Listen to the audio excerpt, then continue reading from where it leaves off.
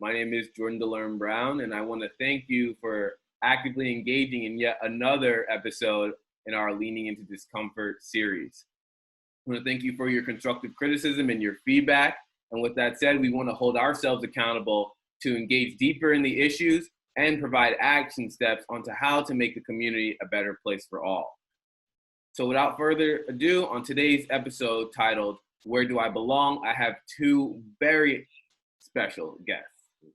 We have Sebastian Sanchez, class of 18, class speaker, baseball captain, writer for the Middlebury campus, and founder of Student Athletes of Color organization. We have Chellsa Ferdinand, class of 2020, volleyball team captain, writer for the Middlebury campus, BSU leadership team, and co-leadership for SAOC. I want to thank you guys for being here. And, without you guys, we couldn't have made it this far. So without further ado, I would like you guys to take a second to introduce yourself and to answer our first question, which is, what experiences leading up to Middlebury equipped you with the tools necessary to thrive in different aspects of our mid community? So I guess I'll take that. What allowed me to, I think, thrive in Middlebury was the fact that I had already gone to a competitive high school. In high school, I went to a public school, but it was specialized, so you had to test into it. And, it was very academically intense. Everyone was very intense and serious, and we had majors. I majored in political science there, or not political science. I majored in political science at Middlebury, but I majored in law and society at my high school, which was basically like a poli-sci equivalent. So that was like really awesome. I was taking classes in a courtroom because our school was donated a courtroom. It was like really random. So when it came to the academic rigor of Middlebury, I was prepared. I was ready. When it came to the racial reality of Middlebury, however, I was not. It was completely different. I'm from New York City, large city, a lot of diversity, a lot of people who are different. And you go to Middlebury, which is a very insular, very normative space. And suddenly your conceptions of people in the world change. Chelsea, thank you for that.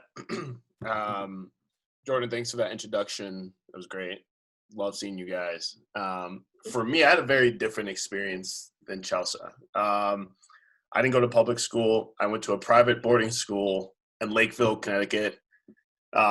800 acres of land, 600 students, tuition currently is like $61,000. So you take a kid who grew up in New York City, grew up in Brooklyn, one of the most diverse places arguably in the world, and you stick him in this very white space.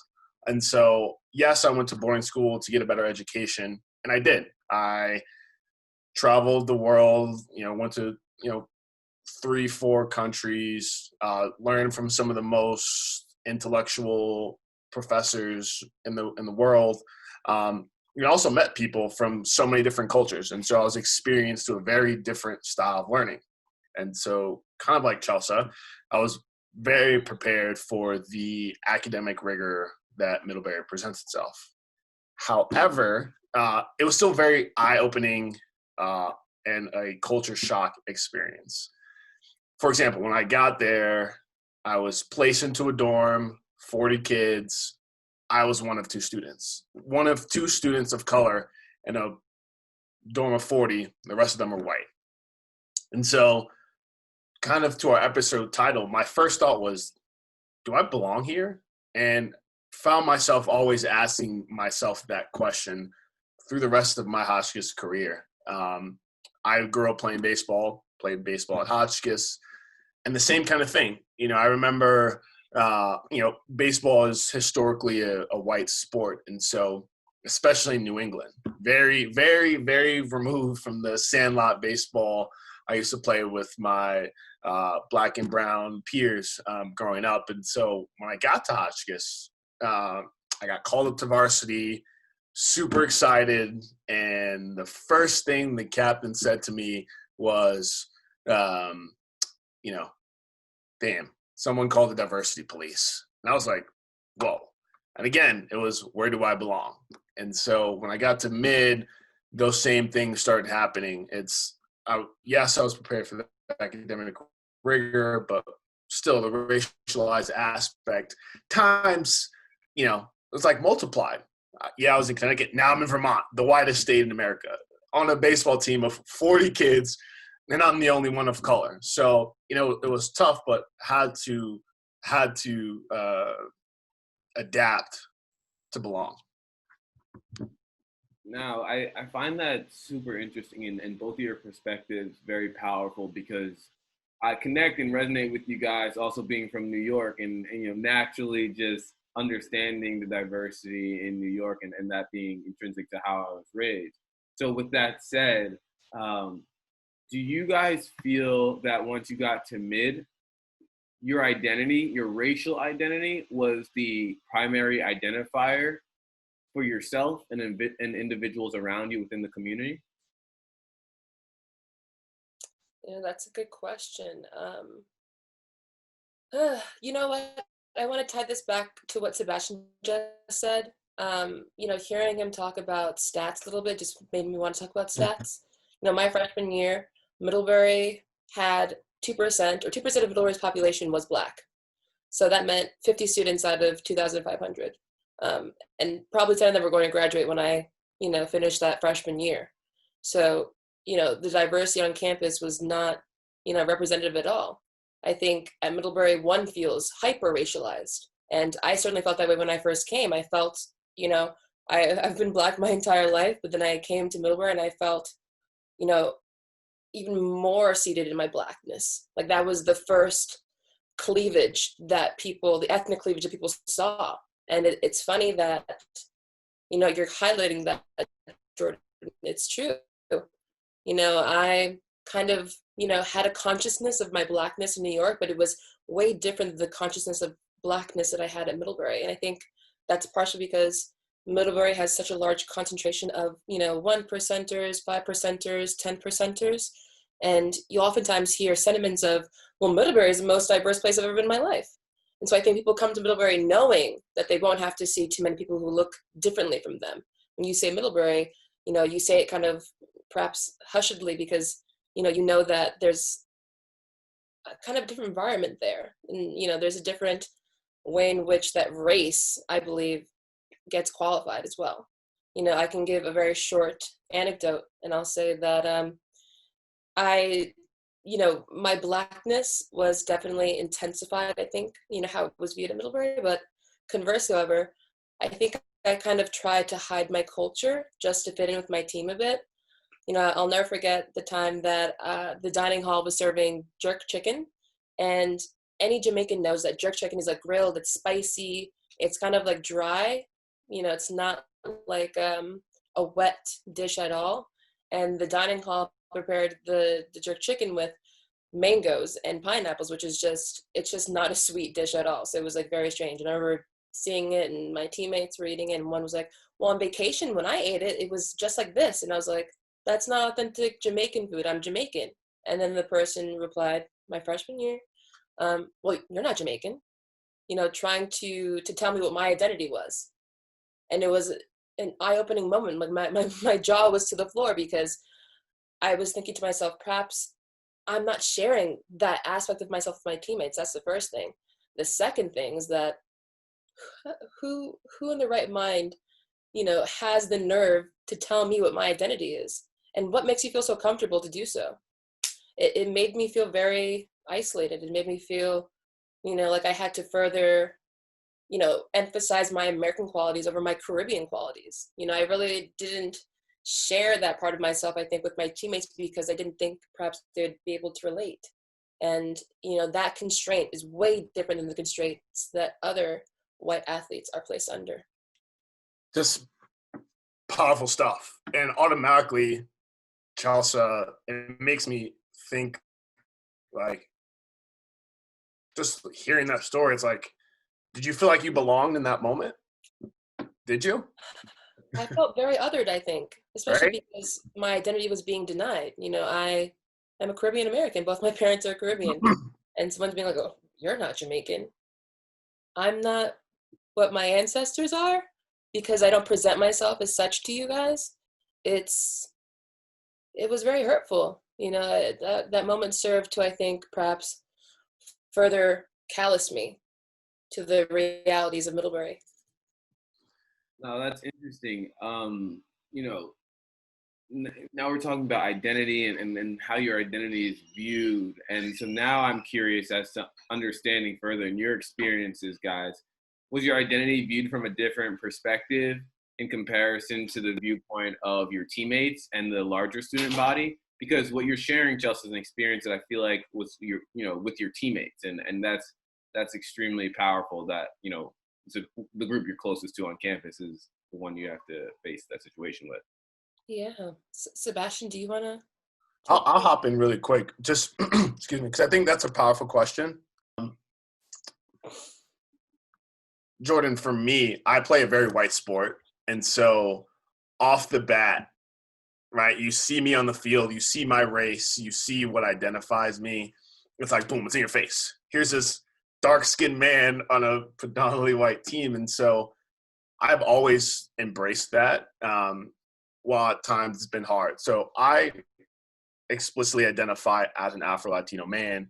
And at Middlebury, I think a lot of my teammates, yes, like they saw me on the same level. We played baseball. I went to a boarding school. So we had those two kind of similarities.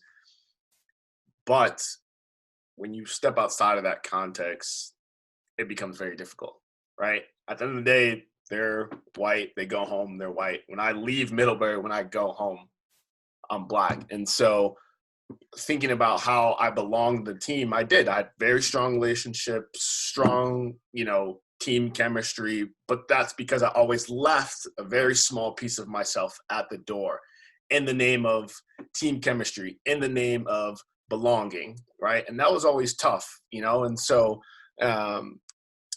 to your point, Jourdon, like how to identify on the team, it's, and how to identify in the larger Middlebury college experience. What I've always tried to do is be a student athlete because it emphasizes hard work, dedication, persistence, resilience. And that's something that isn't defined by race, but it's just defined by the product of your work. And so I always try to keep that in the back of my mind, even at times when I felt like I didn't belong on the baseball team or in the general student population. I think that's ultimately why I started Student Athletes of Color, was to have that space to exist in the middle, if that makes sense. And Chellsa, I wonder if you've had a similar experience, or if that complexity, the complexity of identity politics is essential to your experience as well. This concept of checking your identity at the door, in a sense.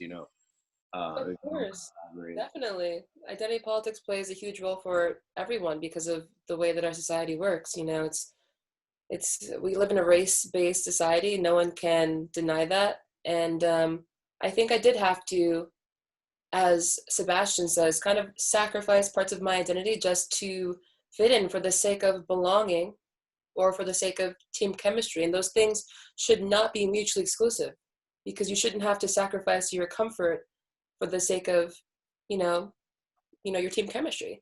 But it feels as if, especially when you're different, when you're the only one who is situated as yourself is situated, you feel oftentimes like, perhaps it's just better for me to try to fit in and, get along with the team and enjoy the experience.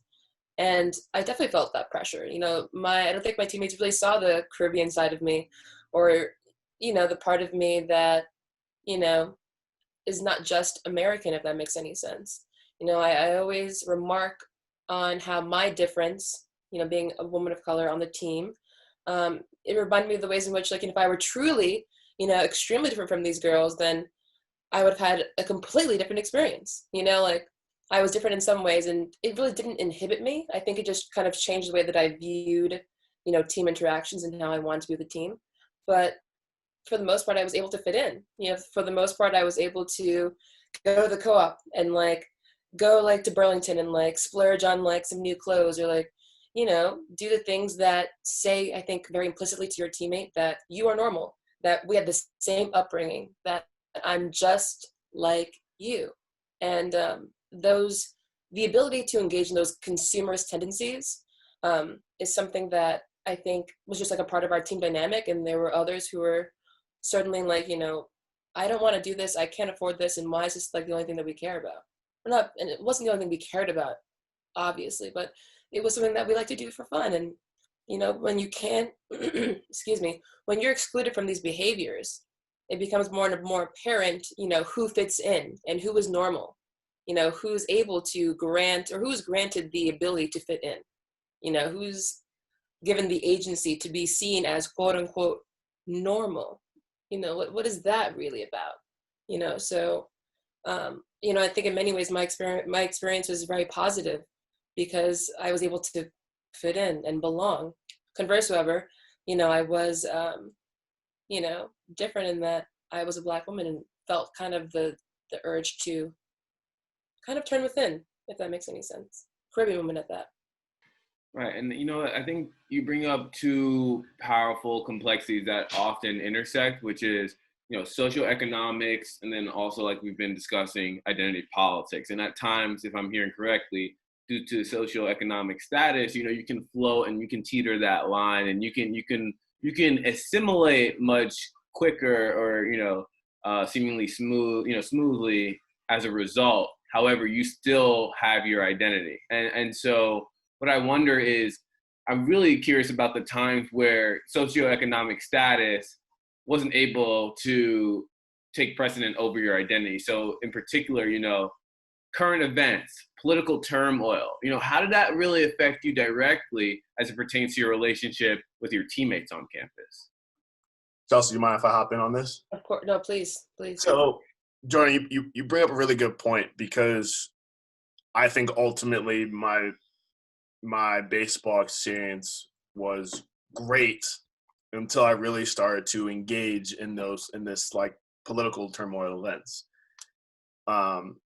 Both Coach Smith and Coach Leonard have done an amazing job fostering like an inclusive, like accepting environment, right? Like I, on the baseball team, never felt attacked directly or anything like that. There was no slur ever thrown my way. It was always, you know, like little microaggressions, like, hey, Seb, hit the wall, or, you know, hit them folks. I'm just like, okay, like, how about you do it? You know, I was just like, why me? That's besides the point. But I always felt like, you know, there was never any issues until I started like really paying attention to what was going outside of Middlebury. So it was the combination of like, you know, it was like Trayvon Martin, Mike Brown in Ferguson, and the Charles Murray protest, Donald Trump got elected, and just all these like really hateful events that culminated in me saying like, actually, I'm not okay. Like, you know, our baseball team is built on trust and team chemistry and, you know, like going to war on the field. But what about off the field, right? And so I realized that ultimately my teammates will never fully understand what I'm feeling and what I'm going through. You know, what it means to look at George Floyd being murdered and say, okay, I'm just going to go about my day. Like, I can't do that because I like think, you know, that could be me. That could be one of my boys. That could be my brother. And so what ultimately happened is I founded SAOC in this context because like I needed somewhere to vent because my teammates didn't always provide that. Because they didn't fundamentally understand. And again, I don't want people to think that I'm asking for pity. Like, oh my God, I'm so sorry. Like, you know, like here's my shoulder. Just ask me, Seb, how are you doing? Are you okay? Are you good? Because that like can affect the way I play, you know, my performance on the field. And so they don't have to deal with it, but I do every single day. And so that was my experience, like dealing with, you know, my team in the, you know, in the cultural turmoil. I don't know, Chelsea, if you had similar experience or whatever the case is, would love to hear, you know, what you say. Yeah, you know, I think my teammates and I kind of stayed away from politics. And I don't think I tried to engage, in discussion about my own personal politic with them because I don't think I wanted to. I don't think I wanted to expose myself up to perhaps what I thought could have been maybe criticism. I don't know. I think that my teammates and I kind of avoided those difficult conversations because I don't know, I guess sometimes they're true viewpoints. I don't want to speculate, but I feel like perhaps they just weren't in line with my own personal viewpoints. No one really asked me, what it was like to be me, on campus. And, perhaps, why would they? From the outside, I think they probably saw a very social person who had like many friend groups and like, pretty dynamic and such. But I became that person because I was so unhappy at Middlebury. I became that person because I could not do unhappiness at Middlebury anymore. The first 2 years of Middlebury the 4 years were life-changing because college is a transformative experience typically. But the first 2 years were a lesson in, adversity for me. I was self-isolating. I had like a couple of friends and that's, who I hung out with. My freshman year when we won NESCACs, I didn't even go to the party that we had for it because I just didn't, feel like I needed to. And I played. I was one of the starters, like I was, playing and everything. And that says a lot, Chellsa. And it does. Like I was just, I'd rather be in my room. Like that's how sad I was in my freaking freshman dorm in Stu. And so, that wasn't the case because I think I made the active decision in the later years to actually start engaging with the team and like I think letting go some of the barriers that I had. Like I think I felt hurt, and I don't think many people saw that in my first 2 years. And so I made a point of becoming the person who could never be hurt. I think in the last 2 years of my college experience. And what you're saying is something that time and time again is so common in the experience of the student of color and the student athlete of color. And, something that's resonating from both of your perspectives is the conversation of cultural responsibility. It sounds like you guys are held accountable for how you assimilate or how you understand the culture of your white counterparts.